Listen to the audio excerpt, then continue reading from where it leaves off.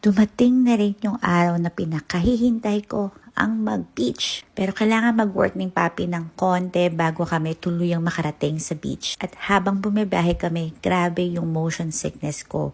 Hindi na sanay bumiyahe yun. Nag-stop over muna kami dito sa bayan na to para bumili ng gamot. At sabi ng pharmacist, kumain daw ako ng gelato na lemon flavor para mawala daw yung sakit ng ulo ko. At iyon naman ang ginawa ko. At instantly, parang magic guys, nawala talaga yung sakit ng ulo ko bago ko man lang matapos tong ice cream na to or tong gelato na to. Again, lemon flavor siya. Yung lemon apparently nakaka-help pala siya sa motion sickness. And then bumili na rin kami ng freshly made mozzarella.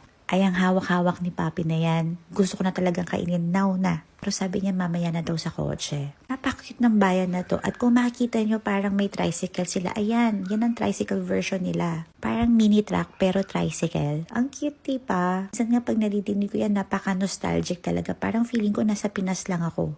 Ito na yung mozzarella. Freshly made, hindi siya sobrang alat. Talagang naiiwan yung lasa ng gatas sa bibig mo in every bite. Masasabi ko na ito talaga yung one of the best mozzarella na natikman ko dito sa Italy. Yung iba kasi parang maalat, yung iba parang dry, and ito talagang masarap siya, freshly made every Friday.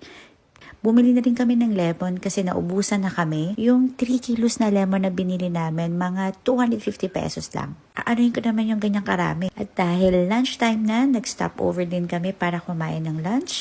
Umorder ako ng tahong na kinakain ng asawa mo at kinakain mo rin? Charot. And then sila, orecchiette, alla bolognese.